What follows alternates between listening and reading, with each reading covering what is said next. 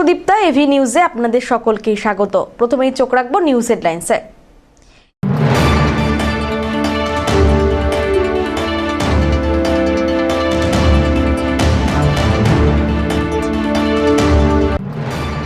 উচ্চ মাধ্যমিকের পরীক্ষা কেন্দ্রে যাওয়ার সময় পথ দুর্ঘটনায় আহত 6 শিক্ষক শিক্ষিকা।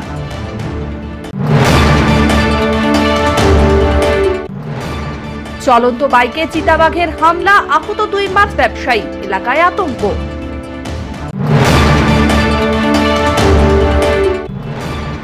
আগামী 28শে ফেব্রুয়ারি থেকে অমৃত প্রকল্পের জল পেতে চলেছে জলপাইগুড়ির পৌর নাগরিকরা।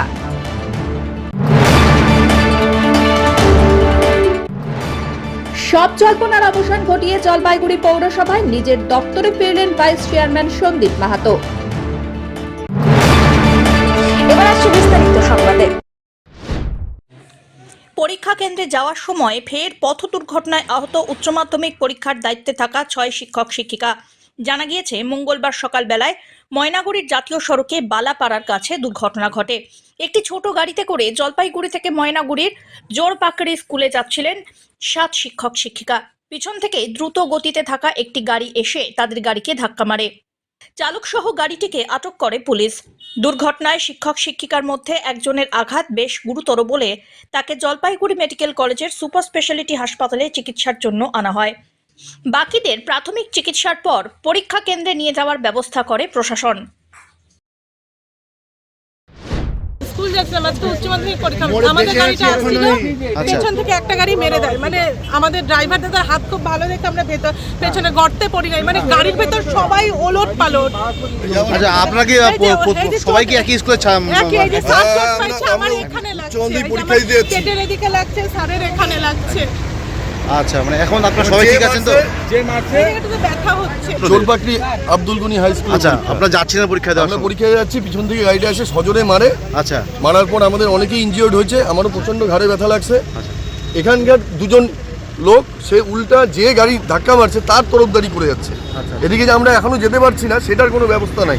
প্রশাসনের কাছে এটাই অনুরোধ যে আমরা যারা দ্রুত পরীক্ষার সেন্টারে যেতে পারি এবং যে আমাদের ধাক্কা মারছে তার উপর ব্যবস্থা নেওয়া হোক। পুলিশ এসে ঘটনাস্থলে? হ্যাঁ, পুলিশ আসছে। কখন আপনি? আরে আমার গাড়ি মনে করেন যে 40-45 কিলোমিটার স্পিড, এর পিছনে এসে সজোরে ধাক্কা মারে, তারপরে তো গাড়ি কন্ট্রোল করা যায় না। আচ্ছা, আপনার প্যাসেঞ্জার ছিল সবাই? স্যাররা ছিল, স্যাররা, আমি তো মনে করেন গাড়ির মধ্যে ছিলাম, আমি তো সামান্য হাতে ব্যথা পেয়েছি। আচ্ছা, গাড়ি কি উল্টে যায়? না, গাড়ি উল্টে যায়নি। আচ্ছা আচ্ছা, এখন ওনারা ঠিকঠাক রয়েছেন? হ্যাঁ, ঠিকঠাক রয়েছেন তো? কিছু স্যার ইনজয়েড আছে। আচ্ছা, একজনকে হাসপাতালে বোধহয় নিয়ে যাওয়া হয়েছে, আমরা দামের গাড়িতে হাসপাতালে নিয়ে গেছি। পিনাকি শিলের রিপোর্ট।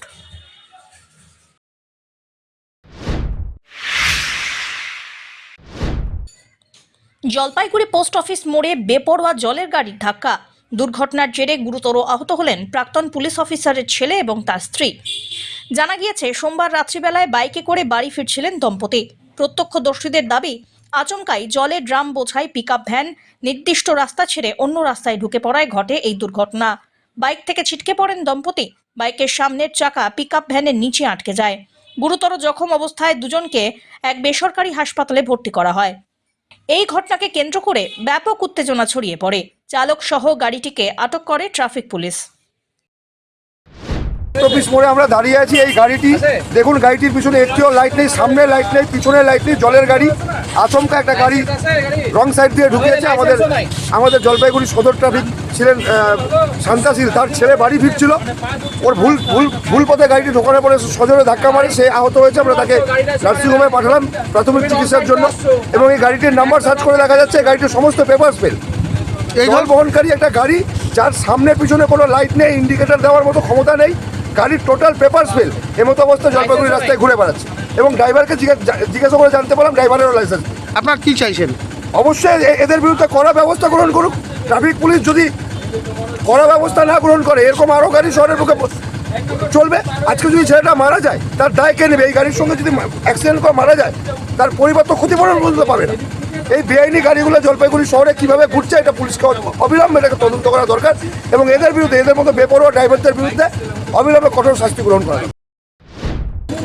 এখানে আমি এখন ফোন করলো এখান থেকে ট্রাফিক থেকে, মানে অ্যাক্সিডেন্ট হয়েছে, আমার সাথে কে কে আপনাদের ট্রাফিকের প্রাক্তন বড়বাবুর ছেলে, যা খবর পাওয়া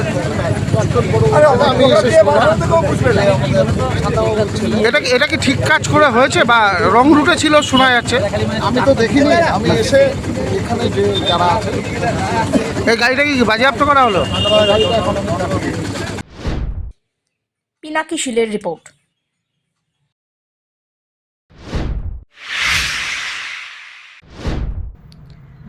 চলন্ত বাইকে চিতাবাঘের হামলা, আহত 2 ব্যবসায়ী, এলাকায় আতঙ্ক। মাছ বিক্রি করে বাড়ি ফেরার পথে সোমবার রাত 8টা নাগাদ ডামটিম অঞ্চল ও ডামটিম স্টেশনের মধ্যবর্তী রাস্তায় চলন্ত বাইকের ওপর চিতাবাঘের হামলায় পড়ে গিয়ে আহত হলো 2 বাইক আরোহী। এই ঘটনায় ওই এলাকায় আতঙ্ক ছড়িয়ে পড়েছে। স্থানীয় সূত্রে জানা গিয়েছে, রামবাবু শাহ বয়স 40 এবং শিবেন বর্মন বয়স 52। জানা গিয়েছে, এই 2 মাছ ব্যবসায়ী বেদগুড়ি চা বাগানে মাছ বিক্রি করতে গিয়েছিলেন। সেখান থেকে রাতে তারা বাইকে চেপে ডামটিম কদমতলা এলাকায় বাড়ি ফিরছিলেন। সেই সময় ঝোপের মধ্যে লুকিয়ে থাকা একটি চিতাবাঘ তাদের বাইকের ওপর ঝাঁপ দেয়। 2 জনেই বাইক থেকে রাস্তার মধ্যে পড়ে যায়। চিতাবাঘটি সেই সময় ভয় পেয়ে ফের চা বাগানে ঝাঁপ দিয়ে ঢুকে পড়ে। এরপর স্থানীয়রাই তাদের উদ্ধার করে চিকিৎসার ব্যবস্থা করে। মাল স্কোয়াডের রেঞ্জার অঙ্কন নন্দী বলেন, বিষয়টি খোঁজ খবর নিয়ে দেখা হচ্ছে। আজকে আমরা আসতেছিলাম বাজার থেকে, বেদগুড়ি বাজার থেকে। ডামটিম বাজার পার হওয়ার পরে আমাদের অঞ্চলের সামনে আঘাত করছে বাঘ। আমরা 2 জনে পড়ে গেছি। তোমরা কিসে ছিল? বাইকে ছিলাম, বাইকে আঘাত হয়েছে। আমাদের উপর দিয়ে বাইক পার হয়েছে, আমরা পড়ে গেছি আর বাইকে একটু চোট লাগছে আর আমাদেরও লাগছে। আচ্ছা, তারপরে বাঘটা কি চলে গেল? বাঘ পার হয়ে গেছে আর আমাদেরকে এটা কিছু লাগবে। অমিত বণিকের রিপোর্ট, এভি নিউজ।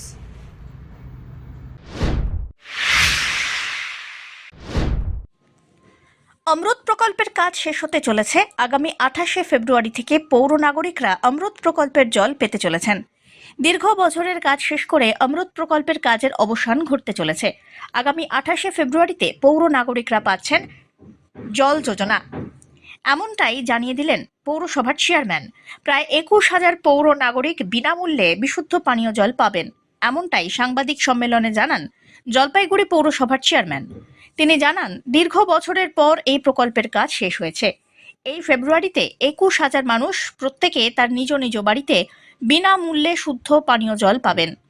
পাশাপাশি তিনি আরও বলেন, ওই দিন একটি বর্ণাঢ্য অনুষ্ঠানের মধ্যে দিয়ে প্রত্যেক বাড়িতে অমৃত প্রকল্পের জলের পৌঁছে দেওয়ার শুভ সূচনা করা হবে। 28শে ফেব্রুয়ারি 2026 আমরা বর্ণাঢ্য অনুষ্ঠানের মাধ্যমে উচ্চ মাধ্যমিক শেষ হয়ে যাবে, তাই আপনারা কোনো অভিযোগও করতে পারবেন না মাইক্রোফোনে। তাই 28শে ফেব্রুয়ারি 2026 আমরা বর্ণাঢ্য অনুষ্ঠানের মাধ্যমে বাড়ি বাড়ি জল দেওয়া শুরু করছি। আচ্ছা, কতগুলো বাড়ি যাবে?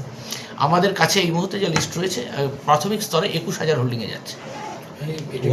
কোন কোন ওয়ার্ডে? সব সারা 25 একসাথে। কত টোটাল বাড়ি? শহরে হাউস হোল্ড এই মুহূর্তে আমাদের কাছে রয়েছে 34,000। কিন্তু তাদের 34,000 হাউস হোল্ড, কিন্তু অনেকে তো হোল্ডিং নেই, ট্যাক্স করেনি, তারা তো প্রথমে লাইন পাবে না। আচ্ছা, এটা হচ্ছে কন্টিনিউয়াস প্রসেস।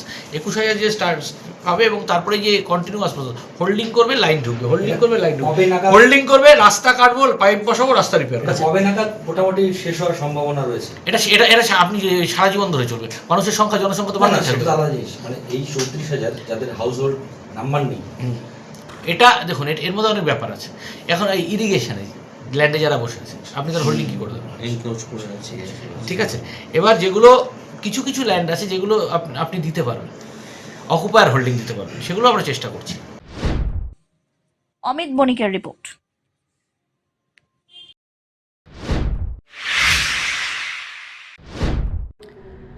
সব জল্পনার অবসান ঘটিয়ে জলপাইগুড়ি পৌরসভায় নিজের দপ্তরে ফিরলেন ভাইস চেয়ারম্যান সন্দীপ মাহাতো। তবে তাকে দেখা গেল তার পুরনো মেজাজে। গত 3 মাস ধরে তাকে নিয়ে চর্চা চলছিল রাজনৈতিক মহলে। চেয়ারম্যানের সাথে দপ্তর ভাগাভাগি নিয়ে চলছিল ঠান্ডা লড়াই। এই কারণে তিনি অফিসে আসছিলেন না বলে খবর ছড়িয়ে পড়ে। মঙ্গলবার সব জল্পনার অবসান ঘটিয়ে স্বাভাবিক মেজাজে ফিরলেন ভাইস চেয়ারম্যান সন্দীপ মাহাতো। ইতিমধ্যে আমি আপনাদের অবগত করেছিলাম, আপনারা আমাকে জিজ্ঞেস করেছিলেন যে আপনি কেন আসছেন না। এই যাবৎকাল আমি দায়িত্ব আমাকে দেওয়া হয়নি, আমি এসে কী করবো, তাই বলেছিলেন যে আমাকে দায়িত্ব যতক্ষণ দেওয়া হবে না তখন যাবো না।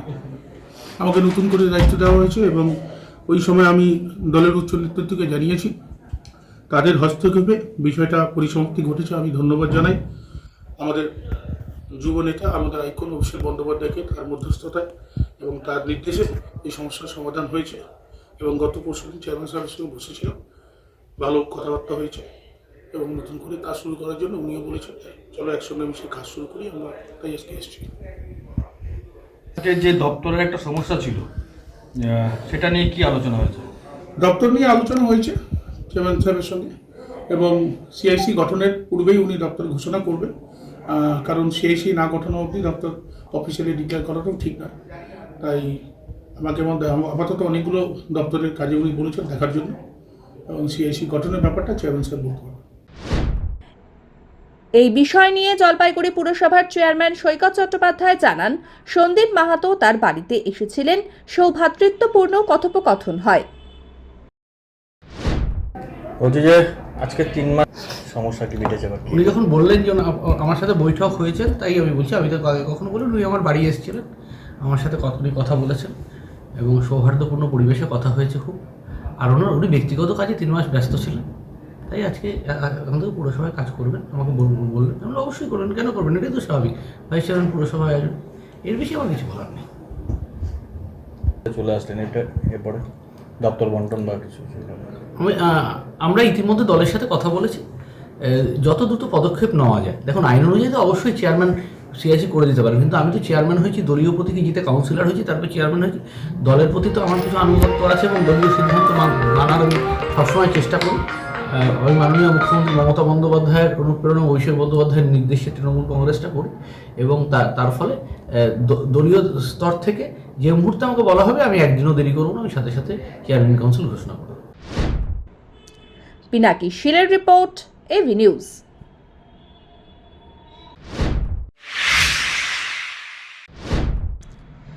একাধিক ইস্যুতে জলপাইগুড়ির জেলা শাসকের দপ্তরে স্মারকলিপি জমা দিল পশ্চিমবঙ্গ রাজ্য প্রতিবন্ধী সম্মিলনীর জলপাইগুড়ি জেলা কমিটি। সংগঠনের পক্ষ থেকে জানানো হয়, দীর্ঘদিন ধরেই রাজ্যের প্রতিবন্ধী মানুষদের একাধিক সমস্যা অমীমাংসিত রয়ে গিয়েছে। এই দিন সেই সব সমস্যার সমাধানের দাবিতে জেলা শাসকের মাধ্যমে রাজ্য সরকারের দৃষ্টি আকর্ষণ করা হয়। স্মারকলিপিতে উল্লেখ করা হয়, চলতি অর্থবর্ষের বাজেটে প্রতিবন্ধীদের একাধিক বিষয় উপেক্ষিত হয়েছে বলে তাদের অভিযোগ। সংগঠনের দাবিগুলির মধ্যে উল্লেখযোগ্য মানবিক ভাতার পরিমাণ 1000 টাকা থেকে বাড়িয়ে 5000 টাকা করতে হবে। বিগত বছরগুলিতে ভাতার জন্য করা আবেদনগুলির দ্রুত অনুমোদন দিতে হবে। প্রতি মাসের নির্দিষ্ট তারিখে নিয়মিত ভাতা প্রদান নিশ্চিত করতে হবে সহ অন্যান্য দাবি সংগঠনের পক্ষ থেকে জানানো হয়েছে। দাবিগুলি দ্রুত পূরণ না হলে আগামী দিনে বৃহত্তর আন্দোলনের পথে হাঁটতে বাধ্য হবেন তারা। আপনারা জানেন সবাই, গত 5 তারিখে রাজ্য বিধানসভায় যে বাজেট পেশ হয়েছে, সেই বাজেটে বিভিন্ন সহায়কমূলক বাজেটে ভাতা বৃদ্ধি করেছে এবং নতুন করে যুবসাথী একটি ভাতা নামে চালু করেছে।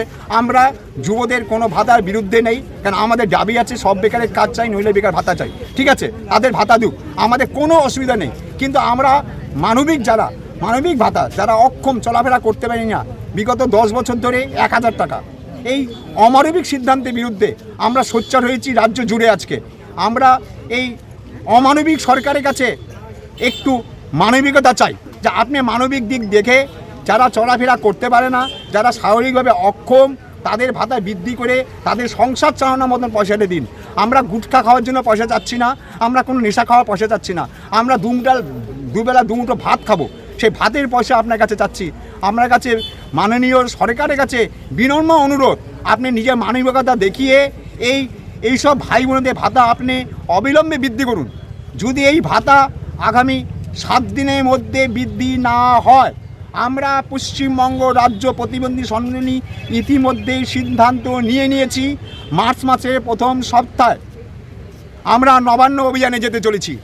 তাতে আমাদের আরেক পা খোড়া হয়ে গেলে হয়ে যাবে, আরেক হাত চলে গেলে চলে যাবে, কিন্তু তবু আমাদের দাবি থেকে আমরা এক পাও নড়ব না। তাই মাননীয় সরকারের কাছে আমাদের বিনতি নিবেদন, আপনি নির্বাচনের আগেই আমাদের ভাতার বৃদ্ধির ঘোষণা আপনি করুন। আপনার মানবতা উদয় হোক, এই দাবি করছে পশ্চিমবঙ্গ রাজ্য প্রতিদিন সম্মেলনী। মানবিক ভাতার নাম আপনি উজ্জ্বল কোনো মানবিক নাম দিয়েছেন, অমানবিক সিদ্ধান্ত আপনি নেবেন না। ধীমান রায়ের রিপোর্ট, এভি নিউজ।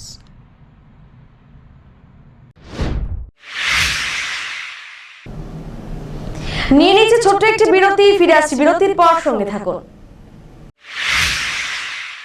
স্বনির্ভর বাংলা গড়ার লক্ষ্যে পশ্চিমবঙ্গ সরকারের উদ্যোগে একাধিক জনমুখী প্রকল্পের জন্য বিশেষ রেজিস্ট্রেশন ক্যাম্প আয়োজন করা হয়েছে। এর অন্তর্গত বাংলা যুবসাথী প্রকল্প, যার মাধ্যমে মাধ্যমিক বা সমতুল্য উত্তীর্ণ, কর্মহীন এবং অন্য কোনো ভাতা বা স্কলারশিপে অন্তর্ভুক্ত নন এমন ২১ থেকে ৪০ বছর বয়সী যুবক যুবতীরা প্রতি মাসে ১,৫০০ টাকা আর্থিক সহায়তা পাবেন। ক্ষেত মজুর ও অন্যান্য কৃষক সহায়তা প্রকল্পে নিজস্ব জমিহীন ও কৃষক বন্ধু নতুন প্রকল্পের বাইরে থাকা ক্ষেত মজুররা খরিফ ও রবি মরশুমে ২ কিস্তিতে মোট ৪,০০০ টাকা সহায়তা পাবেন। এই ২ প্রকল্পের রেজিস্ট্রেশন সহ লক্ষ্মী ভাণ্ডার প্রকল্পে নতুন রেজিস্ট্রেশনও করা যাবে। জলপাইগুড়ি জেলার সকল ব্লক ও পৌরসভা এলাকায় ক্যাম্প আয়োজিত হচ্ছে। রেজিস্ট্রেশন ১৫ থেকে ২৬ ফেব্রুয়ারি ২০২৬, সময় সকাল ১০টা থেকে বিকেল ৫টা। ক্যাম্প শুরু হচ্ছে আজ থেকেই। নিকটবর্তী ক্যাম্পের অবস্থান জানতে এই ওয়েবসাইটে গিয়ে ফাইন্ড ইয়োর ক্যাম্প অপশনটি ব্যবহার করুন। জলপাইগুড়ি জেলা প্রশাসন। ফিরে এলাম বিরতির পর। উচ্চ মাধ্যমিকের শিক্ষা বিজ্ঞান পরীক্ষার দিনে অসুস্থ হয়ে পড়ল এক পরীক্ষার্থী।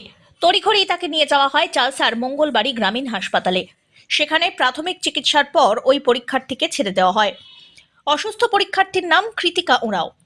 সে বিধাননগর উচ্চ বিদ্যালয়ের পড়ুয়া। কৃতিকার পরীক্ষা পড়েছে পূর্ব বাতাবাড়ি সিএম উচ্চ বিদ্যালয়ে। জানা গিয়েছে, পরীক্ষা শেষের পর ওই পরীক্ষার্থী আচমকাই অসুস্থ হয়ে পড়ে। সেই সময় পরীক্ষা কেন্দ্রে কর্তব্যরত মেটেলি থানার এএসআই দীপক রায় তার নিজের গাড়িতে তুলে নিয়ে যান চালসার মঙ্গলবাড়ি গ্রামীণ হাসপাতালে। খবর পেয়ে হাসপাতালে আসেন পরীক্ষার্থীর অভিভাবকরাও।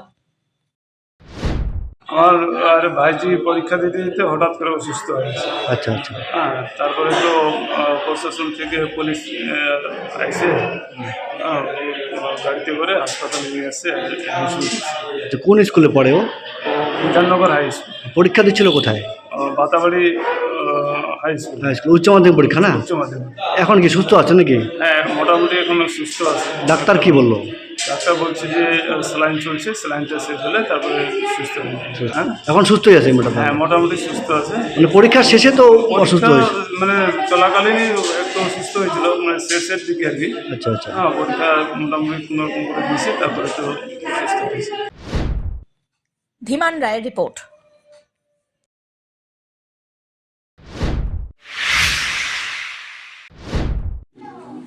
যুবসাথী, লক্ষ্মীর ভাণ্ডার সহ বিভিন্ন প্রকল্পের প্রচারে ট্যাবলো বের করল রাজগঞ্জ ব্লক।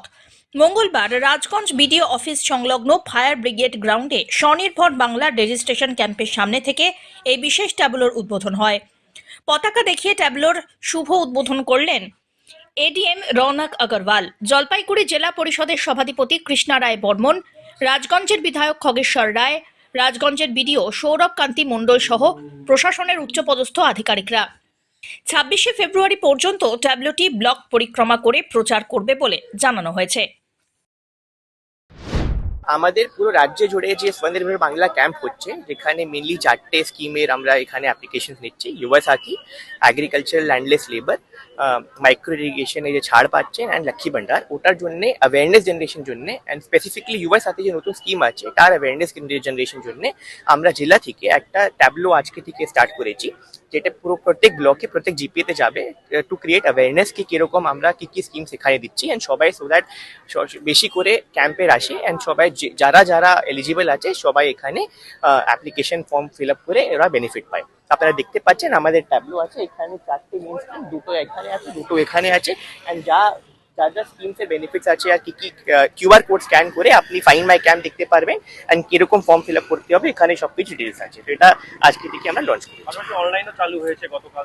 হ্যাঁ ওটাও স্টার্ট হয়ে গেছে, অনলাইন অ্যাপ্লিকেশনও ফিল আপ করছে। অ্যান্ড যদি কারো কিছু সমস্যা আছে বা কারা এখানে এসে ফর্ম ফিল আপ করতে চাইছে এখানেও আসতে পারে।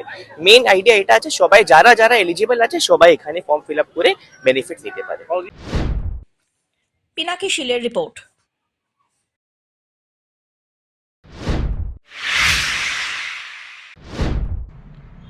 রাজ্যের মুখ্যমন্ত্রী মমতা বন্দ্যোপাধ্যায়ের অনুপ্রেরণায় বিনামূল্যে সামাজিক সুরক্ষা যোজনা নিয়ে ধূপগুড়িতে বিশেষ সচেতনতা শিবিরের আয়োজন করল শ্রম দপ্তর। মঙ্গলবার ধূপগুড়ি পুর এলাকার জেলা পরিষদের ডাকবাংলো ময়দানে এই সামাজিক শিবিরের আয়োজন করা হয়। এই দিন এই শিবিরে উপস্থিত ছিলেন জেলা শ্রম দপ্তরের আধিকারিক শুভাগত গুপ্ত, ধূপগুড়ির মহকুমা শাসক শ্রদ্ধা সুব্বা, বিধায়ক নির্মল চন্দ্র রায় সহ পঞ্চায়েত সমিতির সভাপতি অর্চনা সূত্রধর, ধূপগুড়ি পুরসভার প্রাক্তন ভাইস চেয়ারম্যান রাজেশ কুমার সিং এছাড়াও আরও অনেকে। জেলা শ্রম দপ্তরের আধিকারিক শুভাগত গুপ্ত বলেন, বিনামূল্যে সামাজিক সুরক্ষার কর্মসূচির সচেতনতা শিবির আয়োজন করা হয় ধূপগুড়িতে। তো জানেন যে আমাদের বিনামূল্যে সামাজিক সুরক্ষা যোজনার যে কর্মসূচিটা আছে এটা একটা অনগোয়িং স্কিম। তো আজকে আমরা সেটার জন্য একটা সচেতনতা শিবির করলাম। সেখানে আমাদের মাননীয় বিধায়ক, মাননীয় পঞ্চায়েত সমিতির সভাপতি, আমাদের মাননীয় মহকুমা শাসক এবং বিভিন্ন আমাদের যারা নির্বাচিত জনপ্রতিনিধি তারা উপস্থিত ছিলেন। আমাদের সবার যেটা মূল বক্তব্য সেটা হচ্ছে আমাদের রাজ্যে প্রায় 1 কোটির কাছাকাছি অসংগঠিত শ্রমিক এর মধ্যে অন্তর্ভুক্ত হয়েছেন এবং গত 15 বছরে এই সংখ্যাটা প্রায় 200% বৃদ্ধি পেয়েছে। এই ব্যাপারে আমরা আজকে এই সভাটা করলাম এবং আগামী দিনে যারা টোটো চালক আছেন তাদেরকেও এই পশ্চিমবঙ্গ সরকারের পরিবহন প্রকল্প এবং বিনামূল্যে সামাজিক সুরক্ষার অন্তর্ভুক্ত করা হয়েছে, সেইটা সম্বন্ধেও আমরা আজকে তো বেনিফিশিয়ারিদের হাতে টাকাও তুলে দেওয়া হলো। হ্যাঁ, কতজনকে দেওয়া হয়েছে? আমাদের 3 জন বেনিফিশিয়ারি আছেন, তারা আমাদের বিনামূল্যে সামাজিক সুরক্ষা যোজনার অন্তর্ভুক্ত ছিলেন, তারা মারা গিয়েছেন স্বাভাবিক মৃত্যু। সেই জন্য তাদের যারা নমিনি তাদের হাতে 50,000 টাকা দামি চেক তুলে দেওয়া হলো আর 1 সপ্তাহের মধ্যেই ওনাদের ব্যাংকে ওটা ট্রান্সফার। ধীমান রায়ের রিপোর্ট, এভি নিউজ।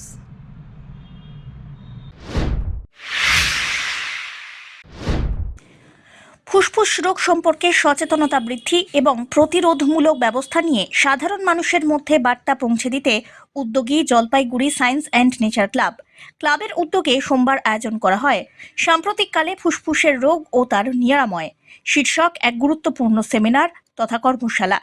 এই দিনের অনুষ্ঠানে প্রধান বক্তা হিসাবে উপস্থিত ছিলেন ইউরোপ খ্যাত, বর্তমানে ইংল্যান্ড নিবাসী জলপাইগুড়ির সুসন্তান ফুসফুস রোগ বিশেষজ্ঞ ডক্টর সুমন কুমার দাস।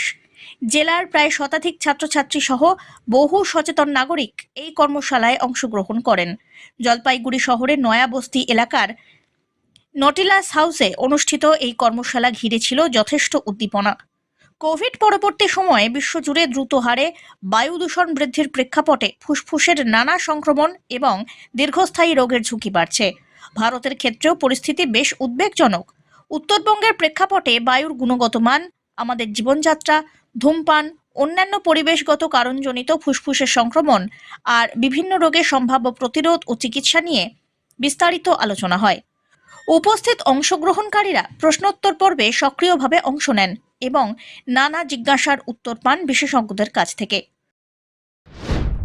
প্রতিক্রিয়া বলতে দেখুন, ফুসফুসের রোগ পৃথিবীর সব জায়গায় আছে, কিন্তু ভারতে এর সংখ্যা এবং তার প্রতিক্রিয়া খুব বেশি। কারণ হচ্ছে পলিউশন, স্মোকিং আর জনসাধারণের অনভিজ্ঞতা আর চিকিৎসার অভাব বা চিকিৎসার সুযোগের অভাব। এই ব্যাপারে জনসাধারণের একটা মানে অ্যাওয়ারনেস তৈরি করাটা খুব দরকার, যেটা আমাদের নেই। অনেক ব্যাপারে উন্নতি হয়েছে, অনেক জায়গাতেই দেখবেন হার্টের সার্জারি হয়ে যাচ্ছে, এই হয়ে যাচ্ছে, কিন্তু লাংসের ব্যাপারে যেহেতু একটা চিকিৎসাটা হয় না, তার ডায়াগনোসিসটা খুব ইম্পর্টেন্ট এবং ডায়াগনোসিস করতে গেলে মানে একটু ভেবেচিন্তে করতে হয়। এই ব্যাপারটা হয় না বলে আমরা ওই অ্যাসমা-কে সিওপিডি আর সিওপিডিকে অ্যাসমা আর ব্রঙ্কিয়াক্টিসিসকে আর ইন্টারস্টিশিয়াল লাং ডিজিজকে ওই তো হাঁপানি হয়েছে বলে চালিয়ে দিচ্ছে, আর চিকিৎসা ঠিকমতো হচ্ছে না। ইনহেলার ব্যাপারটা বলেছি যে ইনহেলারে রিলিভার আর প্রিভেন্টারের মধ্যে কী তফাৎ সেটা জানা দরকার। ক্যান্সার কখন হতে পারে, ফুসফুসের যদি ধরুন টিবি হলে কী চিকিৎসা করা উচিত, কতদিন চিকিৎসা করা উচিত, নিউমোনিয়াতে কতদিন ওষুধ খাওয়া দরকার, ওষুধ খেয়ে বন্ধ করে দেবেন না, 2 দিন খেয়ে ঠিক আছেন বন্ধ করে দিলেন, এই ব্যাপারগুলো জনসাধারণকে অবগত করা খুব দরকার এবং সেই জন্যই বোধহয় আজকে মাঝপথে থমকে গেল গ্যাসের পাইপলাইন বসানোর কাজ। জানা গিয়েছে জমির ক্ষতিপূরণের বকেয়া টাকা না দেওয়ায় গ্যাসের পাইপলাইন বসানোর কাজ বন্ধ করে দিলেন জলপাইগুড়ি সদর ব্লকের খড়িয়া গ্রাম পঞ্চায়েতের বিবেকানন্দ পল্লীর বাসিন্দারা। গ্যাসের পাইপলাইন বসানোর জন্য কৃষকদের থেকে জমি নেওয়া হয়েছে। 1 ডেসিবেল জমির দাম 28,000 টাকা দেওয়া হবে বলে জানানো হয়েছিল, এমনটাই দাবি গ্রামবাসীদের। তবে এখনো পর্যন্ত সম্পূর্ণ টাকা দেওয়া হয়নি। এদিকে কাজ শেষ পর্যায়ে। মঙ্গলবার সম্পূর্ণ টাকা প্রদানের দাবি তুলে আন্দোলনে নামলেন তিস্তাচরের বিবেকানন্দ পল্লীর বাসিন্দারা। গ্রামবাসীদের দাবি, প্রায় 50 থেকে 60 জনের কৃষি জমির উপর দিয়ে নিয়ে যাওয়া হচ্ছে গ্যাসের পাইপলাইন। আর এই লাইন বসানোর আগে জানানো হয় প্রথম ধাপে 16,000 টাকা দেওয়া হবে 1 ডেসিবেল জমির জন্য। সেই টাকা অধিকাংশ কৃষক পেয়েছেন। পরের ধাপের টাকা পাইপলাইনের কাজ সম্পন্ন হওয়ার আগেই দেওয়া হবে বলে জানানো হয়। এদিকে কাজ শেষের মুখে, তবে এখনো টাকা দেওয়া হয়নি। টাকা দেওয়া হবে না এমনটাও কানাঘুষো শোনা যাচ্ছে। এই কারণেই গ্রামবাসীরা একদিন একজোট হয়ে কাজ বন্ধ করে দেন। যতক্ষণ না টাকা দেওয়া হবে কাজ বন্ধ রাখা হবে বলে হুঁশিয়ারিও দিয়েছেন গ্রামবাসীরা। দাদা কি দাবি আপনাদের আজকে? আমাদের দাবি না, আমাদের এটা কৃষি জমি, 3 ফসলের জমি, ঠিক আছে। আমাদের এখানে 28,000 করে ডিসিএমএলে দিচ্ছে, 1 ডিসিএমএলে 28,000 করে দিচ্ছে। সেটা কোম্পানির উপর অফিসারের সাথে কথা হয়েছে, সেও বলছে না পাইপ ফেলবে, অর্ধেক টাকা দেবো। তো অর্ধেক টাকা আমাদের পেয়েছি, কিছু লোক পেয়েছি, কিছু লোক এখনও টাকা পায় নাই। বলছে অর্লিং যখন করবে, অর্লিং হয়ে গেছে অলরেডি, তখন অর্ধেক টাকা দেবো। এখনও টাকাটা আমাদের কিন্তু ঢুকে নাই। ওরা যে কোনো সময় রাত্রেবেলা কাজ খুদে করে ওরা চলে যেতে পারে এখান থেকে কাজটা করে। আমাদের দাবি হচ্ছে আমাদের টাকাটা দিয়ে দিক, বাদ বাকি অর্ধেক টাকাটা, তারপরে ওরা কাজ করুক, আমাদের কোনো আপত্তি নেই। কিসের কাজ হচ্ছে এটা? এটা তেলের গ্যাস লাইন, না তেলের কোন এনএল কোম্পানি। কোন জায়গায় এটা? এটা বিবেকানন্দ পল্লী। আপনারা কি জমি দিয়েছেন তার পরিবর্তে? জমির জন্য আমাদের জমি গেছে আর কত টাকা করে দেওয়ার কথা ছিল? 1 ডিতে 28,000 করে পেয়েছেন আপনারা? না অর্ধেক টাকা দিয়েছে। আর বাকি টাকাটা কবে দেবে বলেছে? এটা বলছিল অনলিং হচ্ছে, অনলিং হবে তারপরে টাকাটা দেবে। আজকে কাজটা আটকে দিলেন মানে কি কারণে এটা? ওই অর্ধেক টাকাটা আমাদের এখনো দেয় না। অনলিং তো হয়ে গেছে অলরেডি, দেখেন এদিকে দেখেন অনেক হয়ে গেছে, কিন্তু দেয় না টাকা এখনো। আমাদের ওই পাশ থেকে তো টাকাটা দিবে, যে কোনো সময় রাত্রে জেসিবি নিয়ে আসে, খুদে ওরা রাত্রে ফেলে দিবে, আমাদের টাকা দিবে না। সম্পূর্ণ টাকাটাই কি দিয়ে দেওয়ার কথা ছিল আগে? না, সম্পূর্ণটাই দেওয়ার কথা ছিল। না অর্ধেক টাকাটা, অর্ধেকটা পাইপ ফেলবে, অর্ধেক টাকা দিছে আমাদেরকে, দিছে বললো অর্লিং হবে তারপর অর্ধেক টাকাটা দেবে। হ্যাঁ, এখন অর্লিং হয়ে গেলে পরে খালি খোদাই করবে, রাত্রে খোদাই করতে পারে, কিন্তু আমাদের বাড়ি কিন্তু ওই পাশে, দেখেন অনেক দূরে। রাত্রেবেলা খোদাই করলে তো আমরা দেখতে পারবো না, আমাদের ভয় হচ্ছে এটা। মানে কোম্পানিকে তো বিশ্বাস করা যাচ্ছে না, মানে কথা ওরা রাখতেছে না আর কি। তাহলে রাত্রেবেলা যদি খোদাই করে আমাদের জমির ওরা পাইপটা ফেলে চলে যেতে পারে, আমাদের টাকা তো আমরা কোথায় যাবো, দৌড়াবো কোথায়? তো কতজন আছেন আপনারা এরকম? আমাদের প্রায় 50-60 জন হবে আমাদের এই যে খড়িয়া, জলপাইগুড়ি খড়িয়াটা। ধীমান রায়ের রিপোর্ট।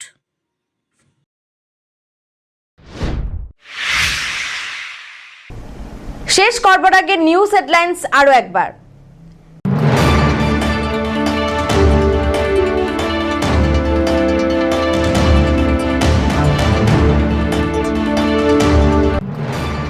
উচ্চ মাধ্যমিকের পরীক্ষা কেন্দ্রে যাওয়ার সময় পথ দুর্ঘটনায় আহত 6 শিক্ষক শিক্ষিকা।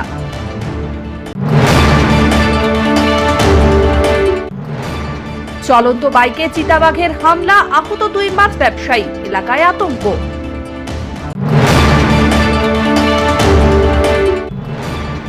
আগামী 28শে ফেব্রুয়ারি থেকে অমৃত প্রকল্পের জল পেতে চলেছে জলপাইগুড়ির পৌর নাগরিকরা।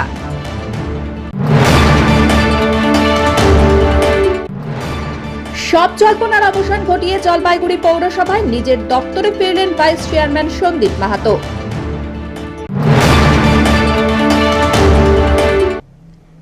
এখনকার মতন এভি নিউজ এ পর্যন্তই। পরবর্তীতে আসছি আরো সংবাদ নিয়ে। দেখতে থাকুন আমার ভিশন। নমস্কার।